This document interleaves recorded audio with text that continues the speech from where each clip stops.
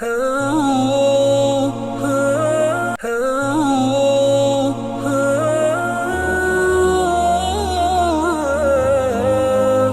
புனித மஸ்ஜித் அக்ஸாவுடைய ஹுத்பாவின் தலைப்பு நன்மைகளை பெற்றுக்கொள்வதற்காக வேண்டி பொறுமையாக இருப்போம் என்பதாகும்.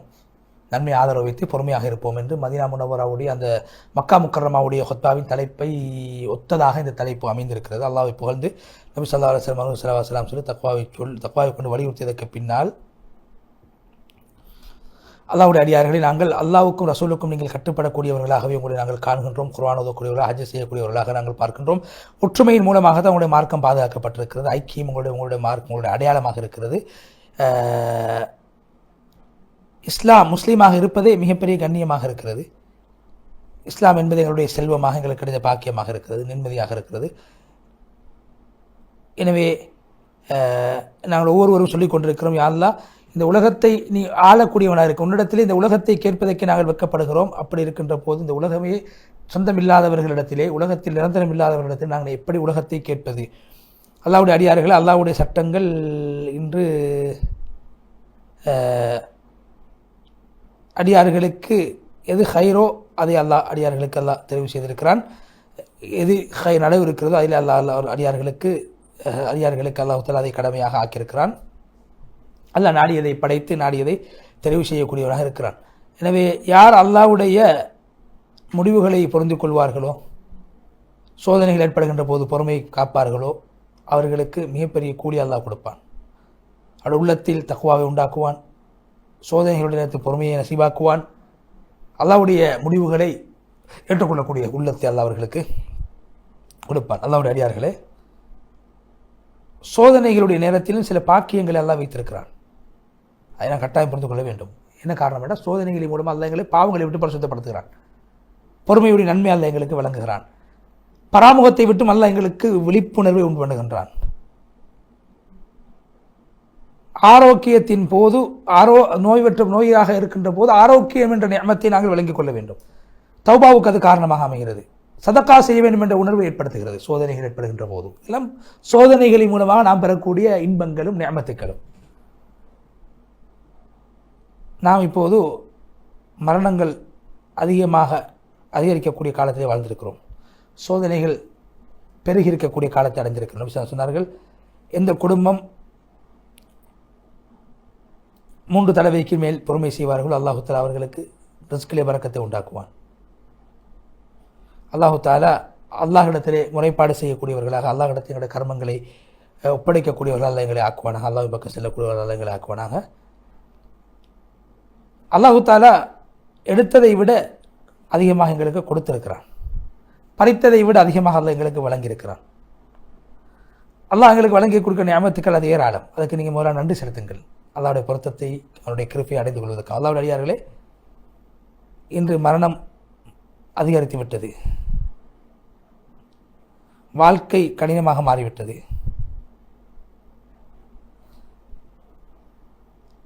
இன்று சோதனைகள் அதிகரித்து விட்டன. இன்று மனிதர்கள் பாவம் செய்யக்கூடியவர்களாக மாறிவிட்டார்கள். ஒவ்வொரு நாளும் சோதனைகளும் கஷ்டங்களும் பெருகிக் கொண்டே இருக்கிறது. ஒரு காயம் வந்து அது சோமாகுவதற்கு முன்னால் இன்னொரு காயம் இருக்கிறது. வீடுகள் தாக்கப்படுகிறது. வாழ்க்கை மோசமாக மாறிவிட்டது. பொருளாதாரம் சேதப்படுத்தப்படுகிறது. குடும்பங்கள் அழிக்கப்பட்டு விட்டார். எங்களோட ஊரில் அல்லாஹ்விடத்திலே அல்லாஹ் எங்களை இந்த விட சோதனைகளை விட்டு பாதுகாக்க வேண்டும் என்று துஆ செய்கிறேன் என்று சொல்லிவிட்டு அல்லாஹ்வுடைய அடியார்களே, கியாமத்துடைய நாள் இதை விட பயங்கரமாக இருக்கும்.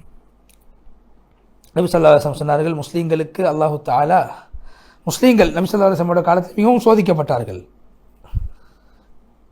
அவர்கள் வாழ்ந்த இடங்களை கண்ணீரால் நிறைத்து விட்டார்கள். மிகப்பெரிய சோதனைகள் ஏற்பட்டது. கண்ணீர் வடிக்க ஆரம்பித்தார்கள். கண்களினால் கண்ணீர் வடிக்க ஆரம்பித்தார்கள்.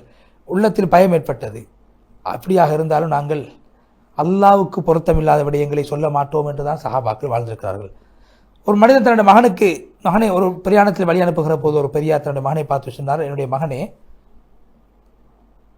நீ மௌத்தாகுவதன் மூலமாக உனக்கு மௌத் வருவதை விட்டு உன்னை பாதுகாக்க முடியாது. உனக்கு எழுதப்பட்ட மௌத் வரும். அல்லாஹ் அல்லாதவர்களின் பக்கம் எங்களுக்கு எந்த தேவையும் இல்லை. இந்த உலகம் என்பது ஒன்றோ இருக்கக்கூடிய காசு இல்லாமல் போய்விடும், அல்லது நேசத்துக்குரியவர்களோடு பிரிந்து விடுவார்கள். யாரு சோதனைகளுடைய நேரத்தில் பொறுமை காக்கவில்லையோ அவர்களிடத்தில் எந்த நலவும் கிடையாது என்ற புத்திமதியை மகனுக்கு சொல்லி அனுப்பினார்கள். மனிதனை உனக்கு ஏற்பட்ட சோதனை, அதுக்கு பின்னால் ஒரு வெற்றி இருக்கிறது.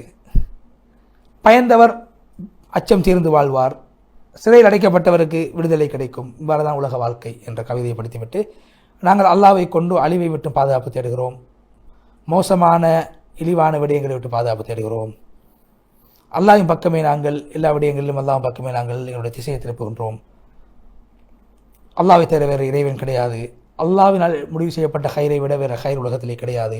அல்லாஹ்விடத்திலே கெட்ட முடிவுகளை விட்டும், அவனுடைய நிஅமத்துக்கள் பறிபோகுவதை விட்டும், சோதனைகள் ஏற்படுவதை விட்டும் அல்லாஹ்விடத்திலே பாதுகாப்பு தேடுகிறோம் என்று சொல்லி ஹுத்பாவுடைய முதல் பகுதியை விட்டு விடைபெற்று சென்ற ஹத்தீப் அவர்கள் இரண்டாவது பகுதியிலே ஹத்தீப் யூசுப் அபு சுனைனா ஹஃபிதஹுல்லாஹ் அவர்கள் அல்லாஹ்வை புகழ்ந்து ஸல்லல்லாஹு சொன்னதுக்கு பின்னால், அல்லாஹ்வுடைய அடியார்களே, அல்லாஹு தாலா சொல்வான், அவர்களை பிடிங்கள், அவரிடத்திலே கேள்வி எனக்கு கேட்கப்படும். சூரா சாஃபாத் 24வது வசனம். நீங்கள் ஒவ்வொரு பொறுப்புதாரிகளோட பொறுப்புகளை பற்றி வினவப்படுவீர்கள். உன்னுடைய செயல்பாடுகள் எல்லாம் ஹைராக இருக்க வேண்டும் என்றால் நல்லவர்களோடு நீ சேர்ந்திரு, நல்லவர்களுக்கு பொறுப்பை கொடு. ஏன் நரகத்திலே பாம்புகளையும் தேள்களையும் கழுதைகளை போன்ற பெரும் பெரும் தேள்களையும் அல்லாஹ் படைத்திருக்கிறான். அநியாயக்காரர்களை அல்லாஹ் அந்த அந்த அந்த விஷஜந்துக்களின் மூலமாக அழித்து விடுவான், நரகத்திலே தண்டிப்பான். கயாமத்துடைய நாளையிலே மிகப்பெரிய தண்டனைக்குரியவர் யார் என்றால் நேர்மையற்ற முறையில் ஆட்சி செய்த ஆட்சியாளர். எப்போது ஒரு அநியாயக்காரன் தன்னுடைய குடிமக்களுக்கு அநியாயம் செய்வாரோ அல்ல அநியாயம் செய்ய நினைப்பாரோ பரக்கத் இல்லாமல் போய்விடும். அநியாயம் செய்யப்படக்கூடிய இடத்தில் பரக்கத் இல்லாமல் போய்விடும். ஒரு பொறுப்புதாரி, ஒரு கவர்னர் சொன்னார், அல்லாஹ் மீது சத்தியமாக, நான் அநியாயம் இழைக்கப்பட்ட மனிதனை கண்டு பயப்படுவதை போன்று வேற யாரை கண்டு நான் பயப்படவில்லை. அநியாயம் இழைக்கப்பட்டவனுடைய பதுவா அந்த அளவுக்கு பயங்கரமானது. அல்லாஹ் உனக்கு போதுமானவன், எனக்கும் உனக்கும் இடையில் அல்லாஹ் இருக்கிறான், அல்லாஹ் உன்னை பார்த்துக்கொள்ள, அல்லாஹ் உன்னை பிடிப்பான் என்று ஒருவர் எனக்கு முன்னால் சொல்வது எனக்கு மிக மிகவும் எனக்கு அச்சத்தை ஏற்படுத்தக்கூடிய விடயம் என்று அந்த பெரியார் சொன்னார். அல்லாஹ்வுடைய அடியார்களே, இந்த உலகம் அது மாறி மாறி வரக்கூடியதாக இருக்கிறது. உலகத்துடைய செல்வங்கள் அது இரவல் பொருட்களைப் போல இன்றைக்கு நாங்கள் பாவிப்போம், என்னுடைய மூத்துக்கு பின்னால் மற்றவர்கள் அதை பாவிப்பார்கள். எனவே நாங்கள் எங்களுக்கு முன்னால் உள்ளவர்களை பார்த்து படிப்பினை பெற வேண்டும். எங்களுக்கு பின்னால் உள்ளவர்கள் எங்களை கண்டு படிப்பினை பெறக்கூடியவர்களாக நாங்கள் வாழ வேண்டும். அல்லாஹ்வுடைய பாதுகாப்பிலே நீங்கள் வாழுங்கள், அல்லாஹ் உங்களை பாதுகாப்பான் என்று சொல்லி நீண்டதொரு துவாவை செய்து ஹத்தீப் யூசுப் அபு சுனைனா ஹஃபிதஹுல்லாஹ் அவர்கள் பொறுமை காக்க வேண்டும். அநியாயக்காரர்களுக்கு அல்லாஹ்வுடைய தண்டனை வந்துவிடும், அல்லாஹ் அவர்களை அழித்து விடுவார். அநியாயக்கார துவாவை நாங்கள் பயந்து கொள்ள வேண்டும், பொறுமையாக இருக்க வேண்டும் என்று அந்த ஹுத்பாவை அமைத்திருந்தால், அந்த அடிப்படையில் நாங்கள் என்னுடைய வாழ்க்கையில் எல்லா விடயங்களிலும் எல்லா விதமான சோதனைகளின் போதும் பொறுமையை கடைபிடிக்கக்கூடிய உலகம் மாறுவோம்.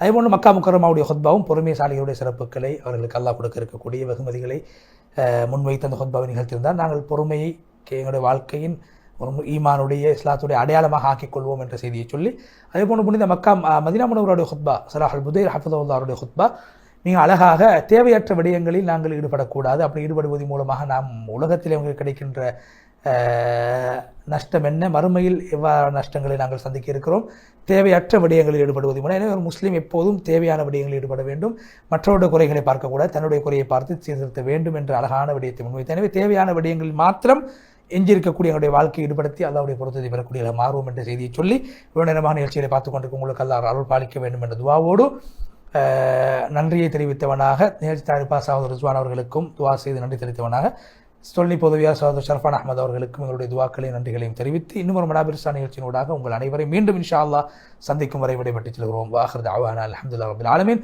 வஸ்ஸலாமு அலைக்கும் வரஹ்மத்துல்லாஹி வபரகாத்துஹு.